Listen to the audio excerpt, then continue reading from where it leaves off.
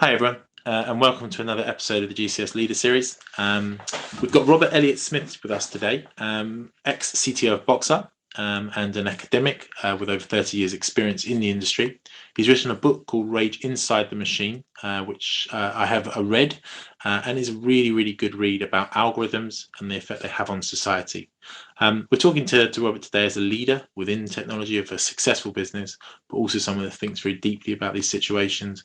And really, the nub of the matter that we'll go through today is how business leaders can use technology and use decision support functions of technology to really improve their business and improve the support they give for their customers. It's a really interesting chat.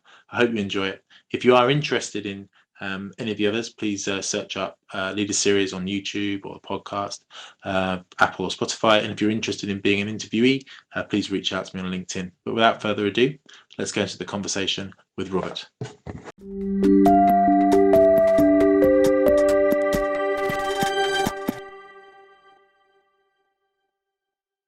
Hi there, Rob. How are you? I'm pretty good today. You're welcome to the Leader Series podcast. You'll be excited to know that we are doing this on the 1 year anniversary of the start of the Leader Series podcast. So we're thrilled to have you, and you should be excited that you're on the 1 year birthday. So. Glad to be here for your milestone. Fantastic. Well, I haven't got a cake, but I have got. What a shame. I have got a copy of your book. So, and most excellent. Better than a cake. That's right. Better than a cake. It was my birthday present that I gave to myself. But excellent. We have Robert Elliott Smith with us today. Currently an advisor and a technologist, and with a history of working many years as both an academic and as a business leader within data, within AI, and within technology. Instead, he's written a book called Rage Inside the Machine. I was going to say Rage Against the Machine. Yeah. Easy slip to make. Rage Inside the Machine, and very much kind of someone that I've been really looking forward to kind of speaking to. Someone's got some really interesting ideas on technology. So Rob, how are you? How's it going? That's not your background, the mad professor background, is it? You know, that's not no. Well, yeah, the Iron Man background. I like to have a Marvel reference in just about everything I do. But I'm pretty good today. It's beautiful outside in London for once, and it's good to be talking to you. From your side, you know, just give us a little bit of background about yourself. You know, what your career has taken, many twists and turns. Tell us a bit about yourself. Let me start. My mother and dad loved each other very much. No, I'm just joking. That's not where I'm going to start. I was an engineering student at the University of Alabama a long time ago and didn't really know what I wanted to do. And I found a professor there who was doing this stuff called AI, and I got interested in that. And then I did a PhD and started doing consultancy. But I took a job as a professor at the University of Alabama. So I stayed at my alma mater and worked there for a while. I grew a consultancy business. Bulldogs, Robert. Is that the Bulldogs, am I right? No. It's the Crimson Tide. All right, the Crimson Tide. Yeah, the Crimson Tide. So I've spent a bit of time in America, so I know this is quite important. You're thinking of Georgia, and what you just did would probably get you killed in Alabama. But that's right. I've done the Arsenal Tottenham thing like they do in London. So yeah, I as soon as I said it, I was like, no, that's the wrong one, isn't it? But yeah, so I taught at the University of Alabama in engineering, but I was running I was doing courses in AI back then for engineers, very early courses. But I grew up a consultancy around AI in aerospace and defense. I basically was fairly successful in that, fairly successful as a professor. I got tenure.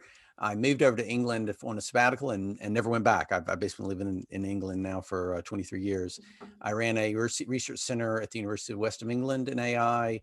I started a business about, I say 15 years ago, and ran my consulting business in parallel and moved my academics to UCL, where I'm still a faculty member in computer science, and basically grew that business up from 3 guys and an idea to a business that services global clients now. I wrote the book about a year ago about my experiences in AI and my ideas about AI and how it affects society, particularly around prejudice. And that book got me a lot of attention in the Tech for Good community. About a year ago, I decided to dedicate myself sort of in that area and left the company I'd started, Boxer, and started advising some tech for good companies and doing consultancy again, and advising both on the business and a scientific side. And I've been doing that for about a year with some really interesting companies that I hope take off soon. And yeah, that's where I am now. And for yourself, we talked quite a lot, and I think you mentioned that one of your previous graduates is actually one of your students, Yasin from Arabesque.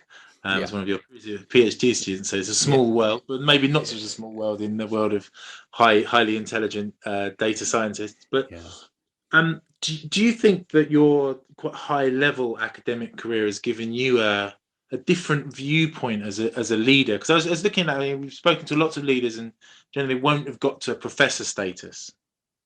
Well, I'm quite lucky, I think, because I started as a mechanical engineer. I did engineering science as a PhD, which is a kind of a oddball field that sits in between engineering and science. So I did a lot more mathematics and different things than most engineers do, and a lot more engineering than most scientists.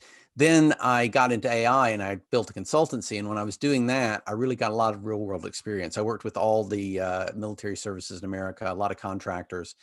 So I got a lot of insight into those businesses, plus running a small business myself. Then I founded a small business, which I grew up. So I think I have a really broad exposure. I also worked at a university that's a state school in Alabama, and I worked at UCL, one of the best universities in the world. So I think my career has given me a lot of different kinds of perspectives. And I think that's, as a business person, I think that's a real strength. And strangely, as an academic, it's a real strength. So I get both those things. And I think I've been really lucky to have that kind of diversity in my life.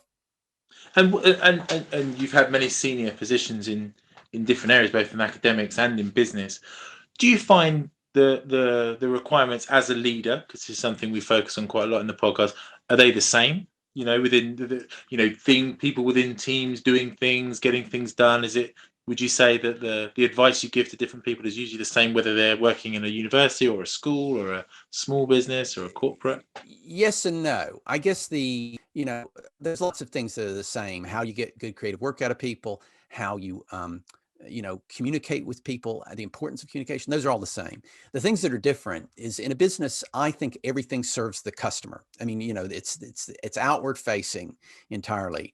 In academia, it's more like you're in a mentoring role. Your responsibility is to make sure that person gets an education, and the customers down the line are not your concern.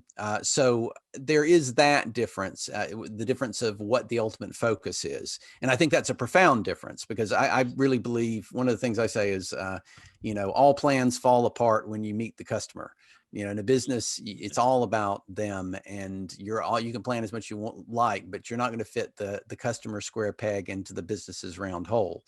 On the other hand, at a university, it's all about the student. And I advise a lot of PhD students mainly. That's all I really do as an academic now, more or less. And that's entirely about them. In fact, it's a program that's based on them being an individual. And that's completely different. Yeah. And it's thinking outside, outside the confines of this has to make profit, this has to make money, isn't it?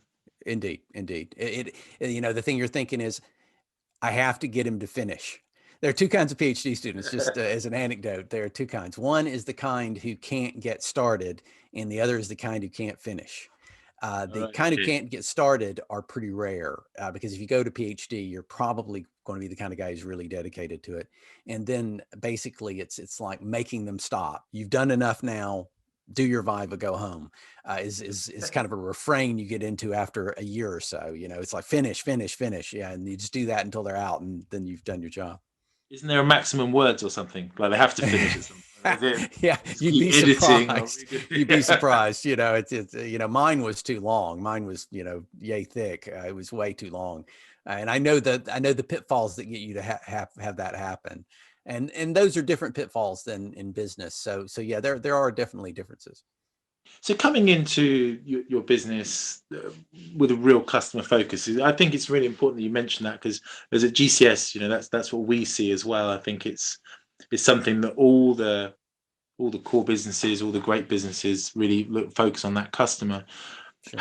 How quickly did it take you to realize that? You know, is that did you find that based on things you did wrong at the start, Yeah, of or course. yeah? I'll tell you, at my last business, we started out realizing that there was a problem. And then I think good businesses start this way. The problem is complexity, and that people are overwhelmed.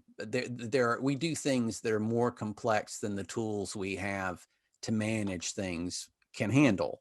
And then the organizations we have can handle. So we knew that was the problem, and we focused primarily on project management because we knew projects went over time and over budget all the time in aerospace and defense in particular.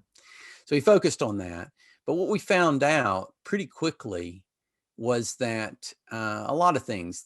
First of all, the customers had been sold project management tools ad nauseum, where they just didn't want to buy any more tools in that area. Second off, there were organizational challenges there. The third thing was we realized the part of our tool that did the least technological thing at the beginning, which is basically allowing people to build good boxes and arrows models of systems at scale. That was the least techie thing we did, was in fact the most valuable thing. That helping people represent their knowledge was more valuable than the algorithmics. The algorithms was there, but it was more valuable than that. And making that realization we made a mistake. We were trying to sell them high tech, and really what they needed was stuff that related to people. And that was made through a mistake effectively. And then we reshaped the business around that. And that's where what the company mainly does now. I always think that's my anecdote or thought on that is when you think about Excel. You know, the Excel spreadsheet. You know, someone describes it as all CRM softwares are trying to do what Excel already does, but better. And Yeah. it's that simplistic thing. And I guess you go back to that end user element, don't you? Like, Yeah. you can have all these really, really clever tools, but the thing that people buy or the customer really wants, like, just something that does the most simple thing that he finds very difficult to do. I guess I'm old enough to remember, the days before Excel. In fact, I remember VisiCalc, which was the first one of those kind of tools that Yeah. existed, and then Lotus 123, and then eventually Excel. But what people realize, it's really a tool for people to express knowledge. A lot of people use Excel as a table drawing tool, and then they'll use it as a basic summing tool. And eventually they're using it as a computational engine that effectively has grids. And that's Right. great. That is a wonderful stair of functionality. I think that tools can emulate that. The problems with Excel is then people get locked into a grid mindset. Their mind begins to look like a spreadsheet, Yeah, and that's right. Yeah. that is a problem. That is a restriction on human creativity and human exploration. Partially, Boxar is trying to overcome that, but I think in the broader sense, away from Boxar I think my real emphasis is the idea of what humans do well, enabled by what computers do well, is what I think is the real emphasis of my career overall. And I think that's a really important observation to make. Humans do some things well, computers do other things well. Find a way to make those work effectively together, not to rule one out in favor of the other. Yeah, that's right. It's that man-machine interface, isn't it? It's making Absolutely. sure that we get the best of both, as it were.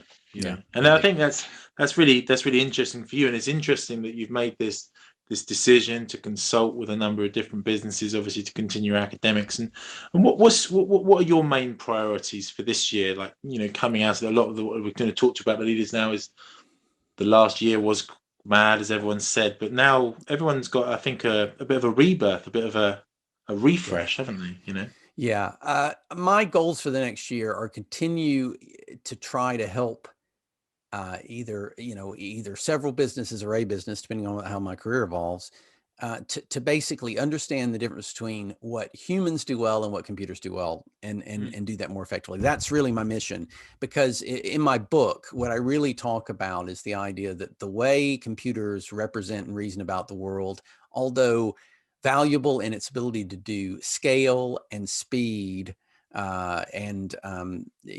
scale and speed and accuracy. They're great at that. But in terms of understanding subtlety and understanding the subtlety of human problems, they're not very good at that. And Yeah. people are terribly good at it. And there's real science behind the assertion I just made. And I think that it's being a bit overlooked today. I think that people are looking at technology, and I see this a lot with startups that I'm working with, is they identify a problem and they know the problem needs to be solved and they know technology can solve it, but the connect between those two things is often missing. And I'm trying to provide some of that connection between real technology and the complexities of human problems. In fact, I think my whole career has been about that up to this, including my AI consultancy, ultimately relating problems in a way that relates to the customer, but can be treated technologically has been the core of that practice.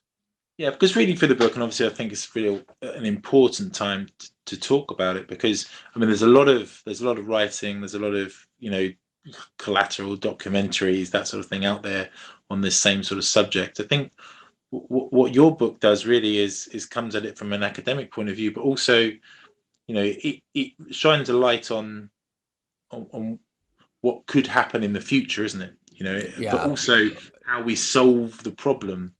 Yeah, but looking at the past about forward to the future, because there's a lot of history in the book, and if you look at it, it's kind of a history of how we quantitatively modeled human qualitative issues.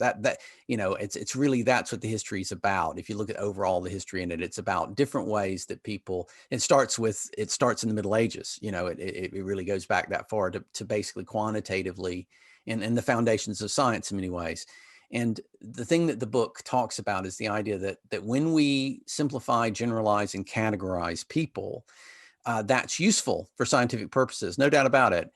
But it is undoubtedly troubling and particularly dangerous, and can be very closely aligned with traditional intolerances and prejudices and biases. And that throughout the history of quantitative social science, there's had to be a watchful eye over that phenomena. I think that some of the eye has been taken off the ball with the recent developments around AI, particularly AI distributed on the massive computational infrastructure of today, the internet. And I think we've lost our sight of the fact that human mediation is really quite important when using machines. And that's what the book's about, is trying to help people historically understand that and connect it to the future. And do you think that mediation comes into, like you talk as well about the kind of the divisive nature of some of these algorithms, like setting people against each other in terms of you talk about the university and debate done in a certain way as opposed to debate on social media that can be so divisive, can't it? And there's drive to extremes, can't it, in some way? Absolutely. I mean, there are lots of experiments you can run on this. If you go to YouTube and click on, think of your particular political point of view and click on a video about it, and then look in the sidebar and select the video that seems to emphasize that point of view the most. Repeat this process over and over again. And what we will find is the algorithm will drive you towards the most extreme version of the view you started with, which oftentimes turns out to be something incredibly distasteful. And the reason for that is because the algorithms that are offering the content are highly simplifying. And thus, if you iterate them, you get iterations of that simplification. That's going on in our day-to-day lives all the time. That's recommendation engines can drive us in that direction. Your news feeds on Twitter, Facebook, etc., drive people in that manner. And that's the reason we get the kind of social media effects that we have. So and what you need in there is a human being to say, whoa, too far, all right, the last click I did, I'm not going any further than that. And you've got to realize that a lot of people who don't know when to be sensitive enough to turn it off, this is how you get online radicalization effectively, is you get driven farther down that rabbit hole. And bringing that back to business, because obviously business in some ways sees itself kind of separate to society in terms of the social media. It's about human interaction, and business is about kind of delivering a customer more finance. How do you think that affects business? That these algorithms. I guess there could be businesses that think, right, I'm going to make money out of this, so that they play those algorithms. But I guess that has its own pitfalls. Yeah, fragility is the key thing. Is I think that when any business, if any business emphasizes a single objective to the point of ignoring the evolving complex nature of the world, I mean, if you emphasize if you're an investor and you emphasize one single objective, what will happen is you will eventually become a, uh, a target for the market. Effectively, if you're simple, then the market will evolve around you. That's the fact. So effectively, if you're a business and you have simplified objectives and aren't bringing your head up to basically say, the world's evolving and changing, then you become fragile.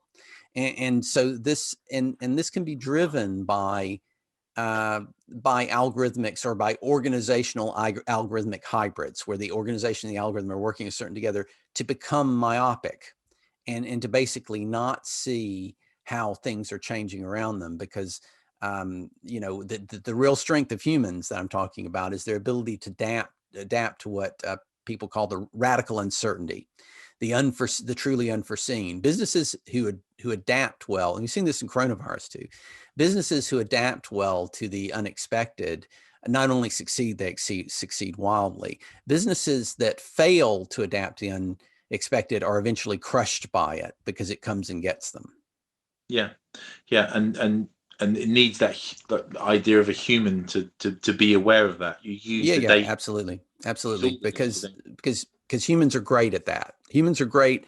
The unforeseen, people use metaphor, they use experience, they use society to effectively cope with things they didn't expect. That is a very complex, intelligent behavior that we're far from replicating with AI. And do you think that's because obviously this is something you've been in your career for many years? Do you think it's a case of it's growing, it will get there, or do you think maybe in 1,000, 10,000 years, but really it's never going to happen? It's too complex. Well, it's a subtle question, and that's the reason I wrote a book about it. The thing about it is when we think about AI, what do we mean? Intelligence is a word that is like conscious. I would say it's like consciousness or sentience or soul. Those are all the same thing. They're a codification for the idea of the special thing about a person. Special thing about a person is that people can be intelligent and machines can't, or that people have souls and machines don't. It's just a code word for a special thing about a person. And what I basically claim is the special thing about a person is humanity. It's not intelligence. It's the deep nature of us as a human, not just in our mind, but in the whole of our person. And can we replicate that? Well, we already know one way to do it. We have kids, right? That's one way we replicate that. The question is can we replicate it in some other fashion, like through technology? And I think that involves replicating a way that people fit into psychological, sociological, and physiological frameworks that might require such detail as to be merely replicating a person the same way that we do when we have children. Can we do it with a box full of diodes and chips? Perhaps, but I think that it's going to be a much more complex full of diodes and chips than we have now. And actually, I think the thing about AI that makes it interesting is not it's not the goal, it's the journey. It's a journey that teaches us about the difference between humans and people. And so it needs to be pursued for that reason, not because it's possible to really hit the target in the end. And who knows if we can or not. We'll learn something profound about people before we have a good answer to that question.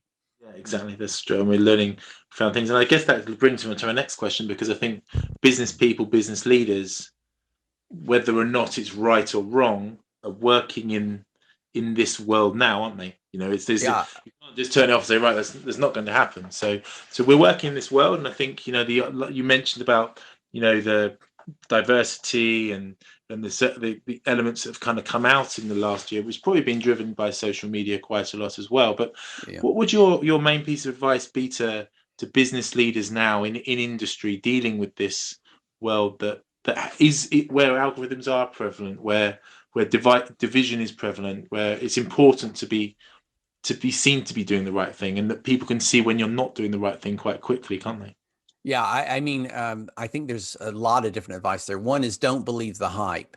I love Richard Feynman saying that he doesn't know of any science that can't be explained to a 5-year-old. I think that anything you look at and it seems like a black box, get suspicious and try to find someone who will describe it to you in terms you really understand that don't sound like magic. Because I think there's a lot of hype out there, and anything that sounds too advanced to be true. For instance, machines can understand emotions better than people. Simply untrue. Yeah. It's simply untrue, but you probably read it in a headline somewhere. And try to find someone who can advise you on the realities. That's first thing. Respect the incredible capabilities of human beings, and you'll do that if you learn the realities of AI. And then the thing is to not back yourself into corners. There's from complexity science, which I know a little bit about, there's a statement that living systems evolve to maximize the adjacent possible. And this is a phrase I really love. For business leaders, I think you want to develop enough structure and roles and procedures and systems in your business for it to work effectively. But you want to make sure that it doesn't trap you such that when things change, or when a person comes up with a really innovative idea, that you can't absorb that into your system and make appropriate changes. And that's the real challenge, I think, of being a leader, is maximizing the adjacent possible while still maintaining effective structure. I mean, one way to maximize the adjacent possible would be to simply behave randomly, but that won't work as a business, right? You got to have structure, but you got to have just the right amount of structure. And that's why it requires a subtle bit of human thinking. Yeah, and I think, and that's what business leaders deal with, isn't it? It's kind of having that structure, but also being open to innovation. I'm sure in your time as a leader, you're progressing that and working with that. And yeah, did you because you thought quite deeply about it, were you able to stop yourself from doing it, or did you find yourself doing it and saying, I'm not even following my own advice here? So I think there's a certain degree of oscillation to be expected. You're going to go over the line and become too rigid, and then you're going to have to pull back from it. So I think that inevitably there's an oscillation that occurs. You should get yourself to structures and then say, God, I was wrong. And, I grouped these people in one way. I made this kind of matrix organization, and that didn't work. And I've got to now get two people talking together who were separated somehow through structures. I think that's always going to happen. I tell you, I like to recommend other people's books, and I happen to have one on the shelf here that I really love. If you haven't read this book, Creativity Inc. by Ed Catmull, it's my favorite business book, besides my own, obviously.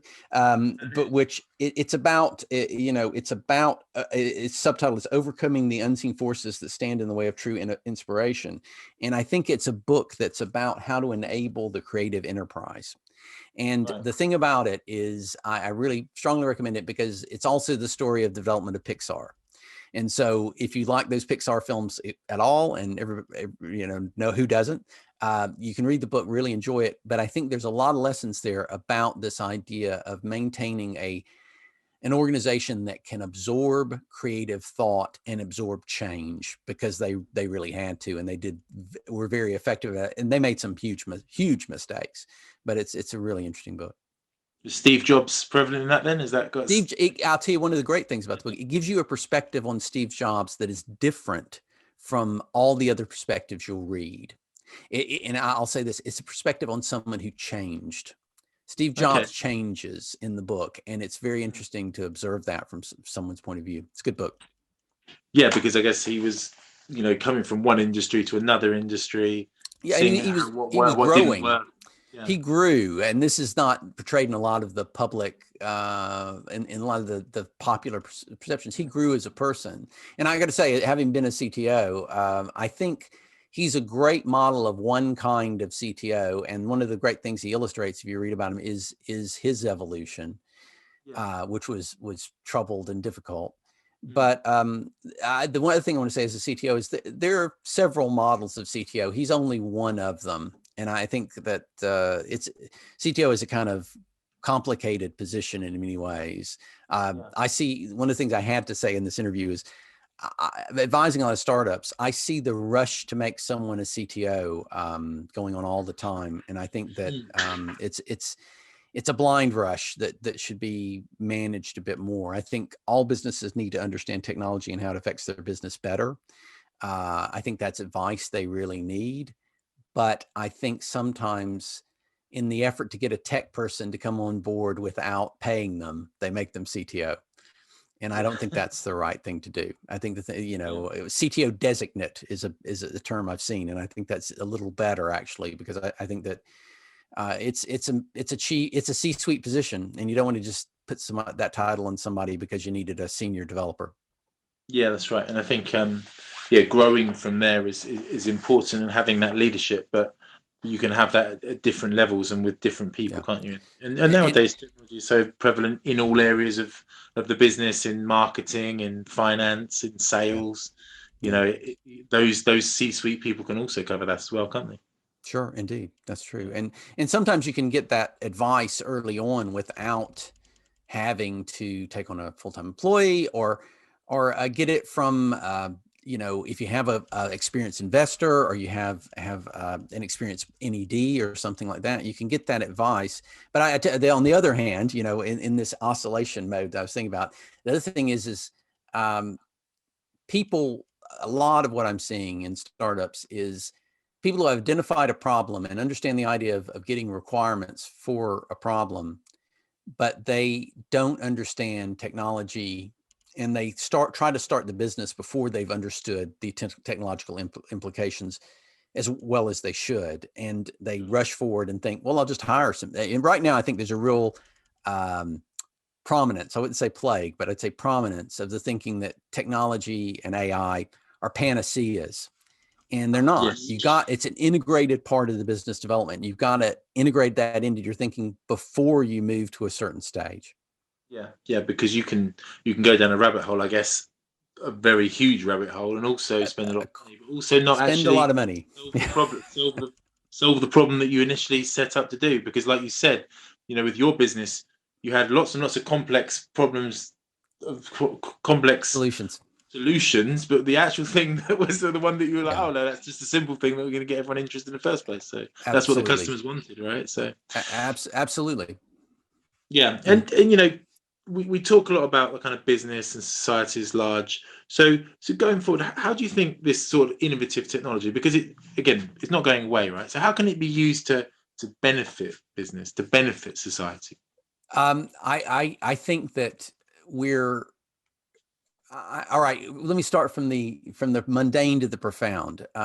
From the mundane point of view, I think that we've seen several cycles of AI basically being reframed as a supportive rather than a controlling technology. You notice that people are talking about driverless cars a lot less now than they were about 2 years ago. And the reason is because the problem's really hard. Assisting drivers, driving for them some of the time in certain circumstances, sure, but driving for them all the time turns out to be really, really hard. And I was talking about this 2 years ago. I knew that was going to happen. Back in the old days of the AI, in the 70s and 80s, people were talking about encoding expert information into machines so that they made expert decisions. Didn't work, so people changed the term. They started calling them decision support. And that's going to happen again. I think it's happening with machine learning now. So on the mundane side, what's going to happen is that AI is going to move into a more of a human assistive mode every time, all the time, over and over again.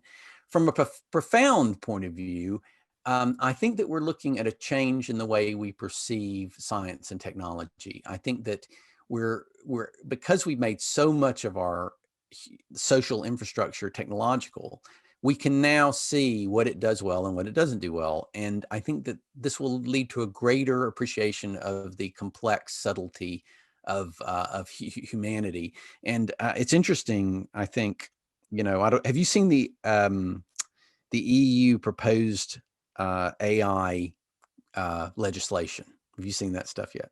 I have not seen that. No. Okay, I'll give you a shock then. There are five high risk areas that the EU is proposing regulating pretty seriously. I mean, pretty serious legal implication regulations. They are anything that identifies people, justice, welfare, immigration. There's 4, HR. Oh, HR right. is the Okay. fifth one. So HR, if the EU gets its way on this, is going to be a high risk technology for AI. And that means that they're going to want you to make sure you watch whether it's biased, whether it's protecting people's rights to jobs, their rights to advance in the job. And you're going to have to go through some hoops. One of the startups I'm helping is a startup that's trying to help HR software vendors understand this, a company called Synergy, and helping them plan for the guidelines and rules that are going to come in the future. There's a great opportunity for AI to help people make diverse, powerfully communicating, effective teams for their business. But it's going to have to be done in ways differently from some of the software that's out now that is too blunt and too black box, really.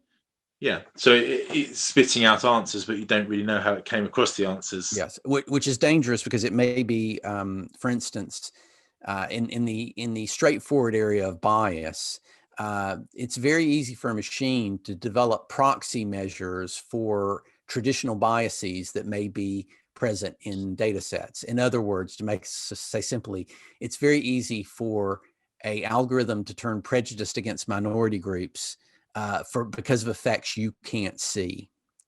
And then you open yourself up to all sorts of liability.